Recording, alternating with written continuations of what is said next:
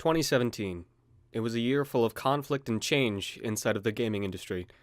It was a year of hard-hitting disappointments. Mass Effect Andromeda's rough animations, buggy launch and lack of player choice or story depth, Call of Duty World War II and its retreading of old ground with more flashing lights and pretty graphics, but a collapse of gameplay innovation or any risks that could have made the game stand out. Destiny 2 and Bungie's sacrificing of their reputation to the maw of XP limits, microtransaction options, expansion barriers, and lack of challenging endgame content. The death of Lawbreakers, the disaster that was Assassin's Creed Origins, the continuation of the ravages of pre-order content gouging, and of course, the game that rocked the internet the most over the last year, Battlefront 2 and its packed with the loot boxes as progression system devil. That is certainly a long list of disappointments, and I think that each gamer has one that makes them the most disheartened. Trapped between the war against microtransactions and developers that have been tearing story out of their games to make room for better-looking skyboxes and particle effects, it can be difficult to see silver linings when we are in the midst of huge upheavals of change. But let me try to provide you with a few. These are 10 games that made my year as a gamer, and I hope some of you can pick them up and wipe the bad taste of betrayal out of your mouth going into the new year. Number 10. Getting Over It with Bennett Fatty. This incredibly unique game dominated Let's Play communities and speedrunner groups from the time it was released in the Humble Monthly Bundle to a climax of popularity shortly after its release on Steam in early December. It was one of the games that came out this year under the banner of Humble Original, games funded and greenlit by the wonderful people that work at Humble Bundle. The game had an incredibly simple premise and mechanic. You use the mouse to control the hammer of a man in a pot as he attempts to scale a mountain made of steep stone and odd piles of assorted garbage. The gameplay and punishments grew increasingly difficult as players attempted to mount the challenging terrain placed before them. I loved this game, and it captivated my attention from the first time I saw it being played on Twitch and YouTube. I immediately picked it up and spent a hellacious 13 hours inside of the digital hellscape of getting over it, until I finally reached what was beyond the top of the mountain. It was often terrifying to play this title, as at every step forward I took, I was confronted by obstacles that would toss me all the way back to the beginning. But that was one of the charms of the title. Some of the dialogue was cheesy, and it wasn't without its share of technical bugs. But in a year that was being filled by AAA studios giving us hollow stories and gameplay that was so simplistic it bordered on insulting, the personal story that each player has of heartbreak, rage, and triumph who saw this stellar title through to its conclusion was actually one of the most real and honest messages and stories that were told this year. Number 9. Cuphead. I'm sure many, if not all, lists of noteworthy games that dropped this year will include the marvel of animation and boss battles that was Cuphead, but it deserves the praise every time its name is mentioned. This title had originally begun development in the year 2000, but the work on the project was scrapped when the two brothers who were behind it, Chad and Jared Moldenhauer, didn't have the tools or income to continue it. After witnessing the incredible success of indie platformer Super Meat Boy in 2010, however, the brothers felt re-inspired to complete their love letter to 1930s-style animation techniques and picked up the project again. I'm sure they are happy they decided to invest the 7 years of development that it took to create the game, because as of this recording, the game has sold more than an estimated 2 million copies between PC and the Xbox One. Xbox One numbers have been yet to be released officially, but from the website Steam Spy, who keeps track of how many players own games and when on Steam, more than 1.25 million people own the game at the time of this recording, with an additional estimated million in Xbox One sales. The animation of this game may be incredible, but we've seen other games that had incredible art styles that fell flat during gameplay. Thankfully, the gameplay in Cuphead isn't just adequate, but it is exceptional. Boss after boss that is creative and challenging while never feeling unfair or insurmountable. The controls handle well, and other than the occasional mishap with the parry system, the core combat is nearly devoid of flaws. Mix in a rating system and a few secrets here or there, and Cuphead is more than a love letter to its genre or its animation. It is a defining moment in the history of both indie games and platformers as a whole. If you haven't picked up Cuphead yet, do yourself and the gaming world at large a favor and throw some money towards the groundbreaking debut game from studio MDHR. Number 8.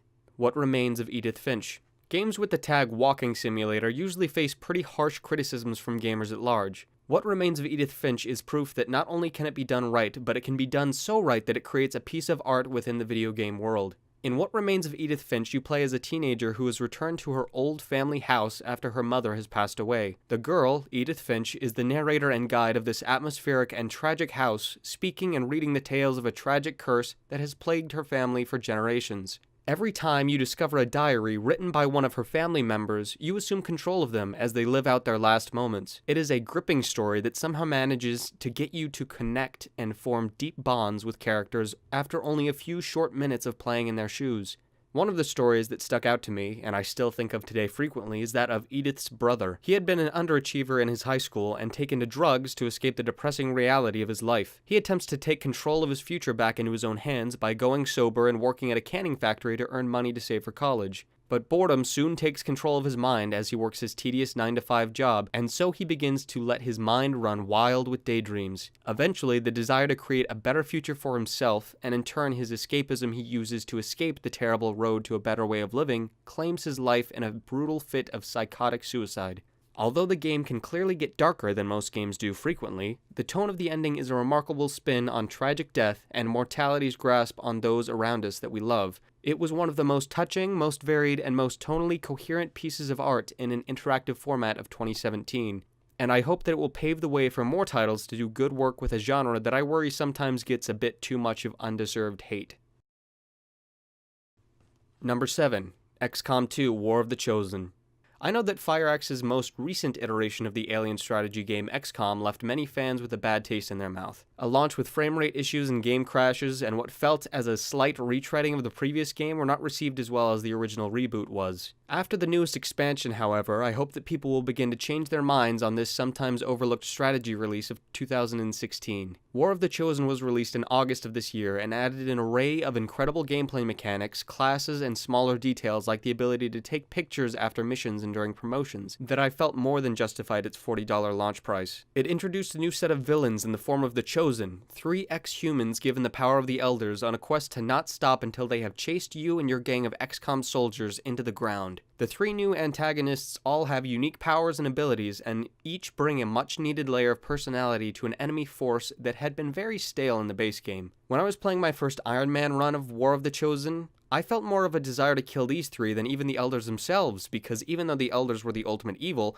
they wouldn't just barge into my missions and massacre my forces from stealth like the Chosen would. All of the new classes and their backstories add another great layer of depth to the Resistance factions you are building to work together on Earth. The Skirmishers and their path of redemption away from their former slave masters. The Templars and their devotion to studying and mastering the powers of Psi abilities in ways even the Elders never grasped. The Reapers and their endless quest for revenge on the behalf of a fallen and ruined planet. The personalities and quarrels between these different factions not only add wonderful mechanics and abilities to the game, they add something to fight for. It affects you a lot more when an alien raiding party is trying to slaughter the soldiers of your home faction and burn their base to the ground, instead of before when the aliens would just decide to destroy whatever settlement of rebel fighters you happen to make radio contact with.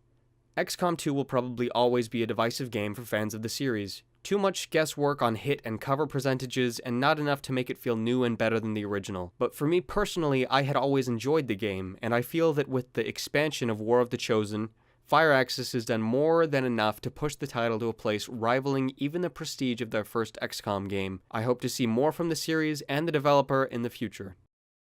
Number 6. Doki-Doki Literature Club. Doki-Doki Literature Club took the internet by storm in the latter half of 2017. It was a visual novel game turned horror and turned tropes from both of the genres on their heads, while playing with some of the lines and ideas we have grown used to playing video games. The game also released for free, which is incredible considering the quantity and quality of content in it. Not much else can be said about the story without spoiling it, so please, if you haven't yet, download a free copy of this incredible postmodern work of gaming storytelling and enjoy it for yourself.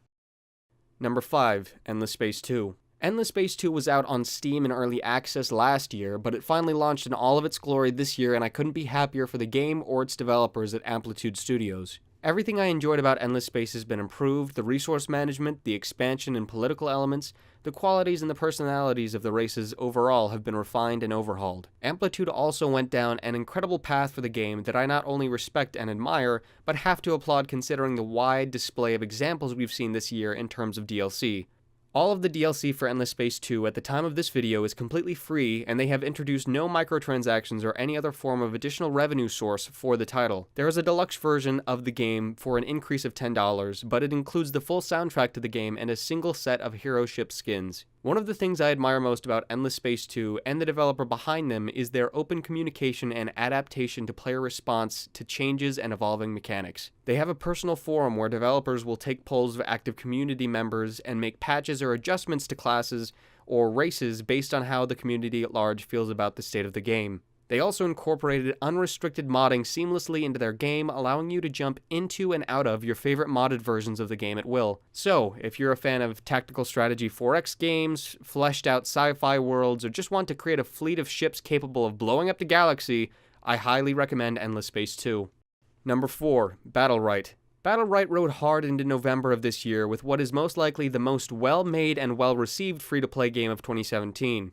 A back-to-basics, stripped-down MOBA that takes the power away from learning how to farm gold from ambling minions or the most broken items in a shop to truly learning the characters and their abilities and helping your team to victory. The matches are short, first to 3 wins, and often take as little time as 5 minutes. This is a huge departure from MOBAs of the last half-decade that would consistently require an hour or more of your valuable free time to play a single match. The gameplay is fairly balanced, at least on the lower tiers that I played the game for 10 hours or so, and the monetization system is more than fair for a free-to-play game. Enjoying yourself and want the freedom to play as any of the heroes? $30 will get you every hero forever. League of Legends would cost you more than 10 times that amount to even get close. It is simply a fun, solid title with a great art style that took a massive step this year in reinventing a genre I have felt retreading ground for too many years. If you are an old-school Dota player, or just a player of League of Legends that fell out of the habit of staying on top of their endless stream of new heroes, I recommend jumping into this game for a few rounds to see if it fits your ideal playstyle and taste for what a MOBA in the current time should play as and feel like. Number 3. Executive Assault. This game may have been released in 2015, but it was new to me this year, so shut your mouth. Executive Assault is another entry in the cross-genre love affair that is the RTS-FPS combo. You play as the executive at a robotics and metal smelting company, and you are up against a number of opponents who also run robotics and metal smelting companies on the same planet. You build, research, and blast your way to victory until you manage to break into the enemy's base and assassinate their executives in the office. Executive Assault is another stab at a combination that has always been very controversial to many people, but that I have always personally loved since I learned of the affair between RTS games and being inside the action in Tim Schafer's game Brutal Legend. There's just something so satisfying about building this network of turrets and power pylons and robot manufacturing buildings, and then being able to jump into the first-person perspective of any of your units to destroy your enemy completely. Does it have its share of flaws? Absolutely. It was created by a single man, so the graphics are very basic, some of the AI could use some polishing done to it, and the units should control much tighter and more manageably in RTS mode than they do, but it's a game that I love very much for daring to tread back into the waters of the RTS hybrid FPS game that have the potential to do such amazing things that I have just never seen perfectly nailed yet. I still have hope for genre splits of this nature and hope that more games like this take those risks. If you are interested in a passionate game made by a single man interested in pushing the boundaries of this very special niche market, I can think of no better game to recommend than Executive Assault. This game, for all its jagged edges and its flaws, has honestly replaced Nuclear Dawn in my eyes for what future games in this space should strive to be.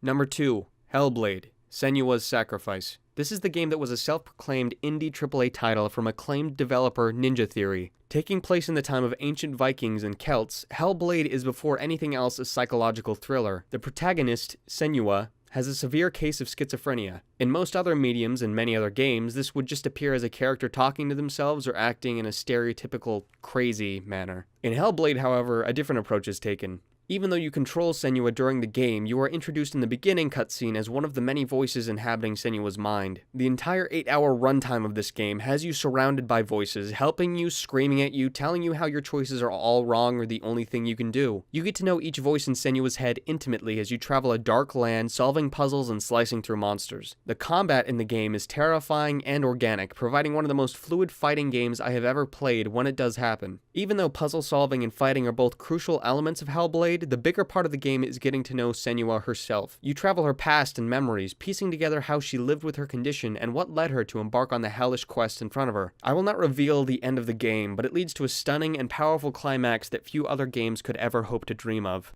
Hellblade is more than just the sum of its parts. It is more than just well-made puzzles, excellent, stressful combat, or the most engrossing and terrifying look into schizophrenia that has ever been rendered successfully by media up to this point. It is also a bright future for the future of all video games. It was made with a strong vision and a core group of 12 team members. Its goal was to sell at least 300,000 copies to be profitable and prove that smaller, focused, story-driven games can sell and be a reliable method for AAA developers to turn a profit while making quality material. At the time of this video, it has exceeded 500,000 copies sold, making it nearly twice as profitable as they had hoped. If publishers and other established software developers take note, this will hopefully become a trend in the AAA market at large.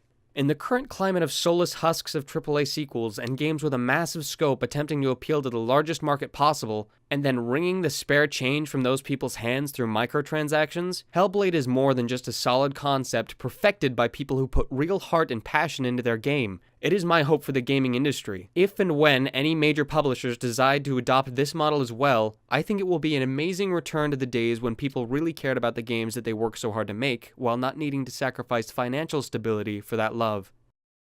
Number 1.